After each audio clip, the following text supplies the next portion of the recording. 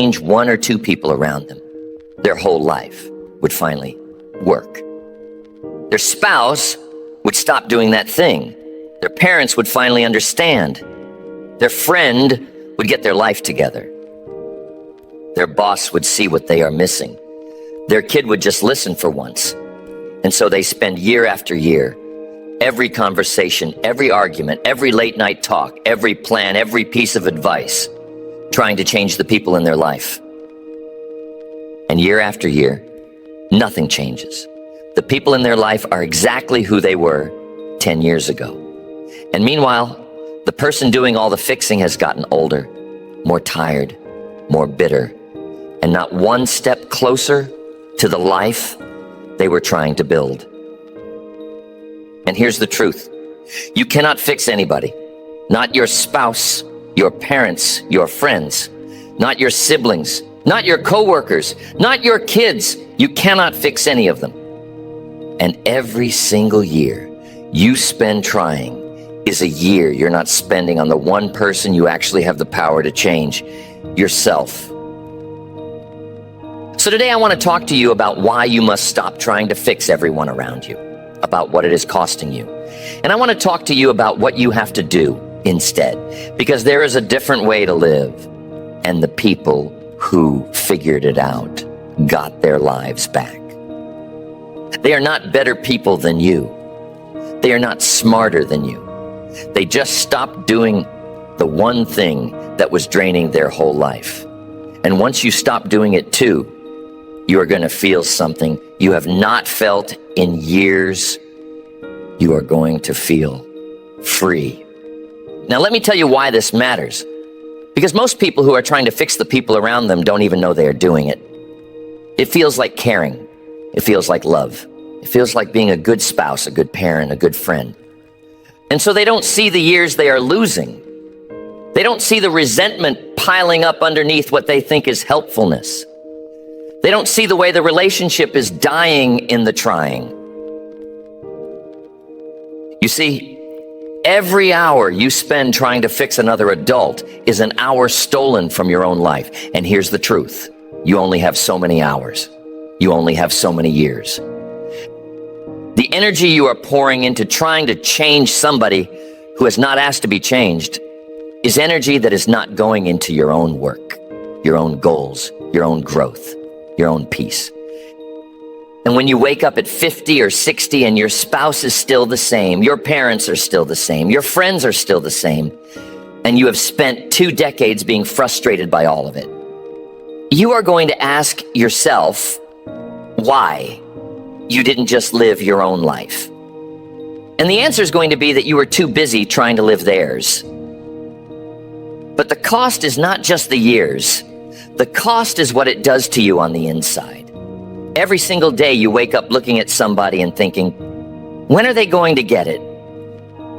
You go to bed every night running through the conversation you should have had, the thing you should have said, the way you should have framed it.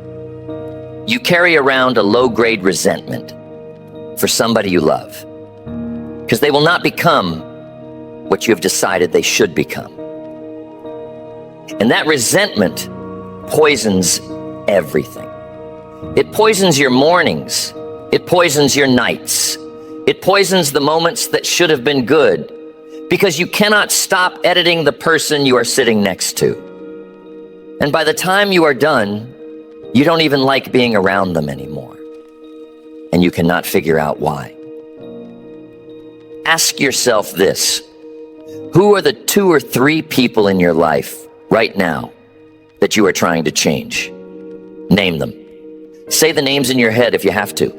And then ask yourself, how long have I been trying? How much of my energy has gone into it? And what has actually changed in them as a result? I'm telling you, when most people honestly answer that question, the answer is nothing has changed. Years of effort, no change. So you have to understand the cost before we go any further. Because every day you continue down this road is another day of your one life burned on a project that was never yours to complete. So let's start with the most fundamental thing you must understand. People do not change because you want them to. People change because they decide to. That is the rule. There has never been an exception. And every time you have tried to be the exception, every time you have thought, if I just say it the right way, if I just find the right book, if I just love them hard enough, if I just have one more honest conversation, you've been working against a law of human nature. You see, change requires the other person to want it, not understand it, not agree with you about it, want it from the inside. And until they want it, nothing you do from the outside can put it in there. You can pour information into a person who isn't ready, and it runs through them like water through a sieve. You can pour love into a person who isn't ready, and they will treat your love like pressure. You can pour your best advice into a person who isn't ready, and they will resent you for the advice while doing the exact opposite of what you told them. None of it lands, not because they are bad people, because the readiness was not there. And here's what most people miss. The readiness does not come from you. The readiness comes from their own pain, their own consequences, their own moment of looking at their life and deciding something has to change. That moment is not something you can manufacture. You cannot rush it. You cannot trigger it. You cannot love it into existence. It happens on their timeline by their internal mechanics, and your only role in it is to be available if they choose to come to you when it arrives. Now, I want you to think about your own life for a moment. Think about the things you have actually changed about yourself over the years, the habits you broke, the patterns you fixed, the decisions you finally made. Ask yourself this: who told you to make those changes? Was it somebody who badgered you for years? Was it somebody who sent you books and articles? Was it somebody who pulled you aside every other week to tell you what you needed to fix? Or was it you one day in some private moment deciding that you had finally had enough? I'll tell you what, it was the second one. Every single time. The changes you made because you got there yourself. The same is true for everybody else. And so you must accept this. The person in your life that you have been trying to fix, they are not broken. They are not behind schedule. They are exactly where they decided to be. And until they decide to be somewhere else, no amount of your effort is going to move them. So the only useful thing you can do is stop trying to move them. Wait, live your own life. And be the kind of person they would actually want to ask for help on the day they decide they need it. That is the most you can do. And it is also enough. Most people cannot accept that. They want to be more than that. They want to be the reason somebody changed. But here's the truth. Being the reason somebody changed is not a job a human being can take on. It is a role that gets assigned sometimes by the person who changed. And you don't get to give it to yourself. Now, here is the next thing you have to understand. And this one is uncomfortable. Trying to fix the people around you is very often a way of avoiding fixing yourself. It is a brilliant disguise because it looks like work. It feels like work. You are tired at the end of the day. You are emotionally exhausted. You are dealing with hard conversations and difficult dynamics and complicated emotions. So you tell yourself, look at how much I am doing. Look at how much I care. Look at how I am trying. But here's the truth. None of that work has anything to do with your own life. None of it is moving your own goals forward. None of it is changing who you are. It is all aimed at somebody else. And the reason most people stay locked into this pattern for years is because the energy you are spending on the other person feels like productive effort, when really it is the most sophisticated form of procrastination There is. You are running from the work of your own life by running into somebody else's. You see, there is something terrifying about turning the lens around. Because as long as you are focused on what your spouse needs to fix, you don't have to look at what you need to fix. As long as you are focused on what your parents got wrong, you don't have to look at what you are getting wrong. As long as you are focused on your friends' bad choices, you don't have to look at the choices you are avoiding. The fixing project keeps your eyes off yourself. And that is the real reason it is so addictive. The pain of looking at somebody else's life is real, but it is borrowed pain. The pain of looking at your own life, that one cuts. Now ask yourself a very honest question. If you took all the energy you are currently spending on trying to change other people, and you put that energy into your own life, your own habits, your own goals, your own health, your own work, your own growth, what would your life look like in 5 years? Really sit with that, not in a general way. Be specific. Picture the body you would have. Picture the bank account you would have. Picture the work you would have built. Picture the calm you would feel. Picture the version of you that walks into a room and doesn't even look at what other people need to change, because you are too busy being who you already became. I am telling you that life would not look anything like the one you have now. You would be a different person. You would have built different things. You would have become somebody you would actually respect. But you don't get to find out because the energy is going somewhere else. Every single day you are choosing to spend it on a project that is not yours. You must redirect it. You got to take the energy back.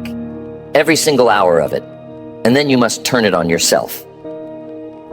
Because that is the only place the energy can actually produce results. And here's the hard part. When you stop pouring energy into other people's lives, you are going to feel restless. You are going to feel like you should be doing something. You are going to want to pick the phone up and have one more conversation, send one more book, make one more suggestion. You must resist that. You must sit with the discomfort of not fixing.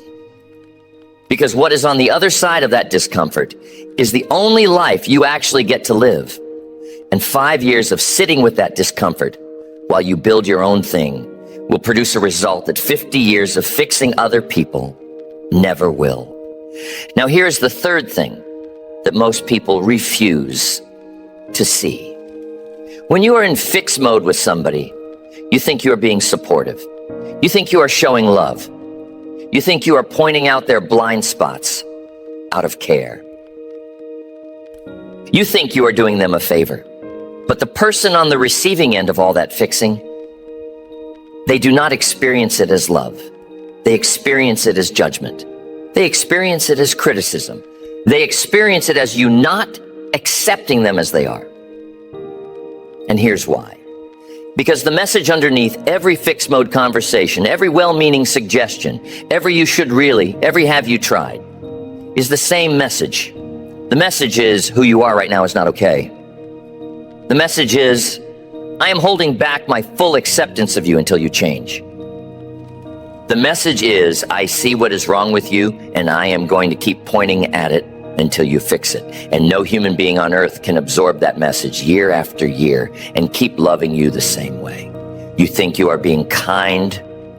You think your tone is gentle. You think you are framing it the right way. But the person hearing it does not feel kindness. They feel the weight of being a project.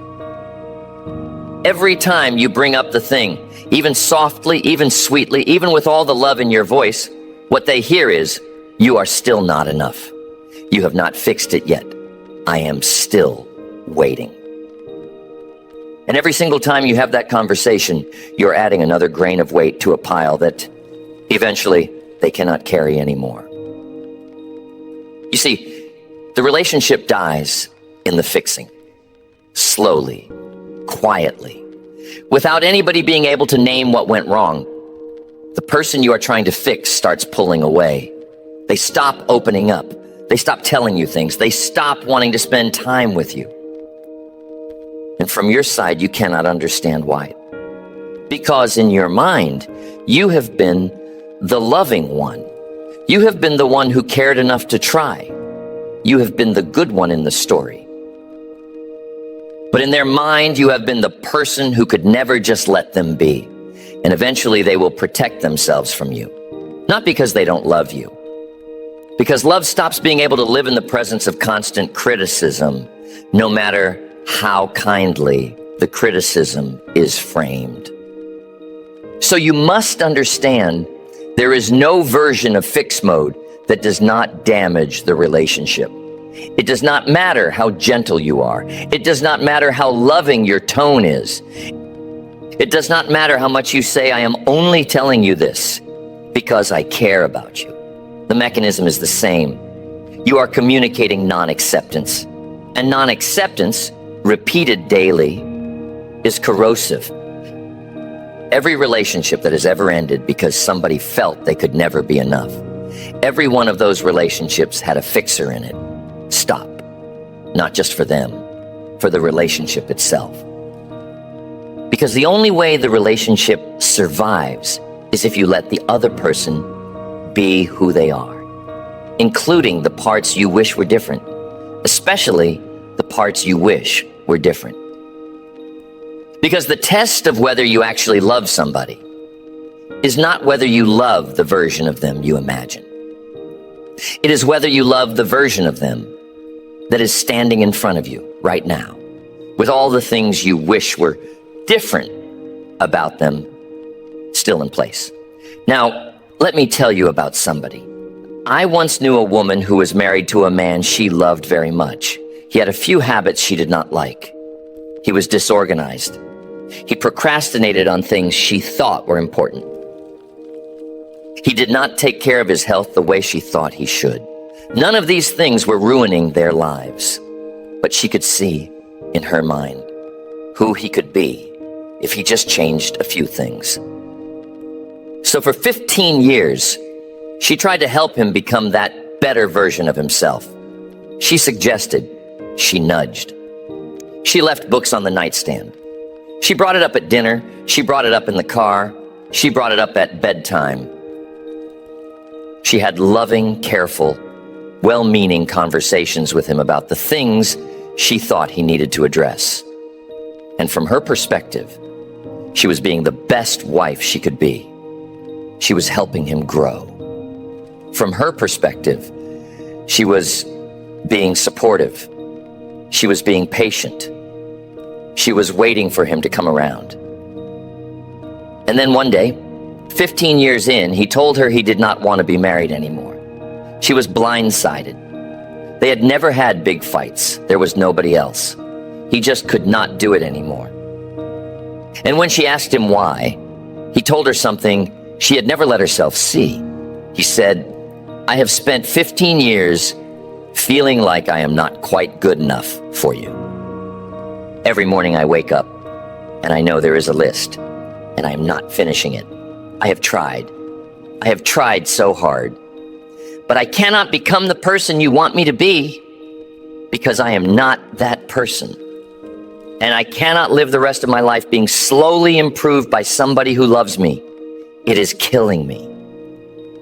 She came to me with all of that, devastated. She said, I was just trying to help him. I was just trying to make our life better. And I told her, I know you were. But here's the truth. You did not love the man you married. You loved the man you thought he could become. And he could feel the difference. Every single day, for 15 years, he could feel that he was being measured against a man who did not exist and being found short. He was not lazy. He was not failing. He was being slowly rejected by the person who was supposed to be his safe harbor. So he left to find a place where he could just be. And here's the part. that broke her open. About a year later, she got news through a mutual friend that he had remarried to somebody very different from her. A woman who, by every objective standard, was less impressive, less educated, less ambitious, less polished. And he was happier than he had been in 20 years. Not because the new woman was better than she was, because the new woman did not want to fix him. She just liked him. She liked the same things about him that his first wife had spent 15 years trying to change. And in that environment, in a relationship where he was finally allowed to just be the person he was, he became softer, more open, more relaxed. He even started doing some of the things his first wife had been trying to get him to do. Not because anybody was pushing, because nobody was. That story is more common than anybody wants to admit. Marriages, friendships, sibling relationships, parent-child relationships, all of them are full of people who left because they could not survive the fixing. And the cruelest part is that the people who left often grew after they left in exactly the ways the fixer had been pushing them to grow, because they finally had room to do it on their own terms. Understand the stakes here. This is not just about your own peace of mind. This is about the people you love, the people you are trying to fix. They are not abstract projects. They are human beings who can feel when they are being treated as not enough. And every day you treat them that way, you are training them to leave you eventually in whatever form leaving looks like in their particular situation. So stop. Not because they need you to, because the relationship needs you to. Now, here is the only thing you can actually do that has any chance of influencing the people around you. You can model. That is it. That is the only tool you have. The only way one human being has ever influenced another over the long haul is by living the thing the other person could not yet live, and letting them watch the result, letting them choose on their own timeline whether they want what you have. You see, this is the irony of trying to fix everyone. The very effort to change them is what makes them unable to change. They cannot hear you because the pressure is making them defensive. But the moment you stop pushing, the moment you take your attention off of them and turn it onto your own life, the moment you start building the version of yourself that you wish they would become, they start paying attention quietly, without telling you. And eventually, some of them, not all of them, but some of them, will see you living that life and want some version of it for themselves. But here's the thing. You must actually live it. You cannot half live it. You cannot announce it. You cannot say to your spouse, "Look, I am working on myself. You should work on yourself too." That is just fix mode. In a costume. You have to actually do it. You have to turn off the noise. You gotta handle your own health. Clean up your own finances. Address your own emotional patterns. You have to keep your own commitments. This is serious stuff. You have to slowly become the kind of person that other people would actually want to be like. Not because you are showing off, because you are just being it. And I am telling you, that takes years. It does not pay off in a week. It does not pay off in a month. There will be times you feel like nothing is happening because the people in your life will not say anything for a very long time. In year one, you might notice nothing. You might feel like you are doing all this work for nothing because everybody around you is exactly the same. In year two, you might see one or two small things. Somebody in your life asking a question they would not have asked before, or making a small change without saying anything about it. In year three, the changes get bigger. Somebody comes to you about something. Somebody starts showing up differently. By year 5, the people around you have either grown to meet you or they have made it clear by who they have become that they're not going to. And somewhere along the way, usually somewhere in year 3 to year 7, somebody will come to you and ask. They will ask how you did it. They will ask what changed. And in that moment, you will have earned the right to actually help them because they came to you on their own. That is the only kind of help that ever takes, the kind that was asked for, the kind where the door opened from their side. Focus on your own life. Build the thing, and let the people who are ready to learn from it find you on their own.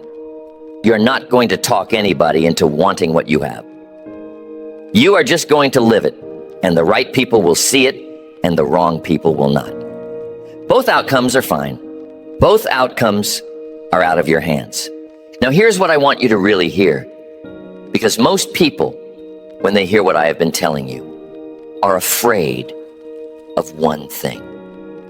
They're afraid that if they stop trying to fix the people they love, those people will just stay broken forever. They are afraid that without their input, their spouse will never improve, their friend will never grow, their parent will never see the truth. And so they keep pushing out of fear, out of love, out of a sense that if they stop pushing, everything will fall apart. But here's the truth.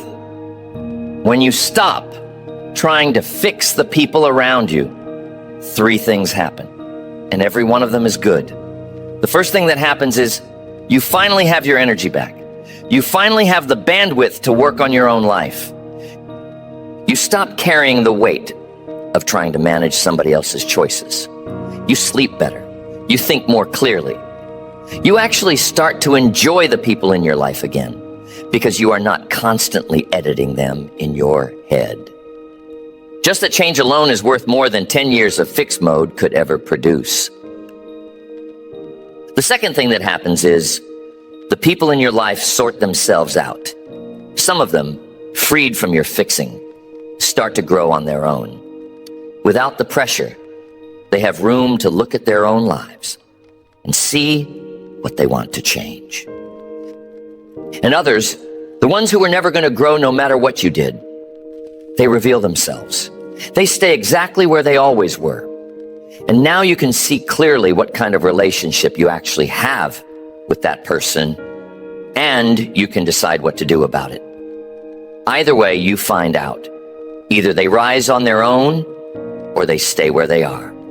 But you stop spending your life trying to make somebody else's life decisions for them. And the third thing, this is the one most people don't see coming. Your own life starts to grow fast because all that energy that was going into the fixing project comes flooding back into you. You start sleeping better so you have more focus. You start working harder on your own goals because you finally have the attention to spend on them. You start becoming the person you have been telling yourself you would become for years. And the people around you, even the ones you used to be trying to fix, see this. They feel it. And the dynamic of the relationship shifts. They are not on the defensive anymore. You are not on the offensive anymore. There is just 2 people now doing their own lives side by side. And that is the way the relationship was supposed to work the whole time. So when you let go of the fixing, you are not abandoning the people you love. You are giving them the only gift that has any chance of actually helping them. The gift of being seen as a whole person, not a project. And you are giving yourself the only gift that will ever change your own life. Your own attention finally turned where it belongs. So here is what I want you to carry with you. There is a person you used to be. Somebody whose whole inner life was wrapped around what other people needed to do. Somebody who could not stop fixing, suggesting, correcting, hoping. And every day that person spent in that mode was a day stolen from their own life. That person meant well. That person thought they were doing the loving thing. But that person was carrying something that was never theirs to carry. You can leave that person behind. You can become the person who decided once and for all that other people are not their responsibility to fix. You can become the person who lets the people they love just be and pours all the energy that used to go into them back into your own work. And 1 year from now, 3 years from now, 10 years from now, that person, the one who let go, will have built a life that the fixer could never have built. Because the fixer was too busy trying to live everybody else's. So today, name them. Name the people you have been trying to fix. And then, in your mind, set them down. Not coldly, not bitterly. Just set them down. They are not yours to carry. Their choices are not yours to make. Their growth is not yours to manage. They are whole human beings. They will be okay, or they will not be okay. Either way, it is not your project. And the moment you set them down, you got to feel something you have not felt in years. You got to feel light. You have to feel like your hands are free. And in those free hands, you can finally pick up the only life you were ever responsible for, your own. So pick it up, starting today, every single day, until you are no longer the person who tried to fix everyone, and you have become the person who finally chose to fix yourself instead.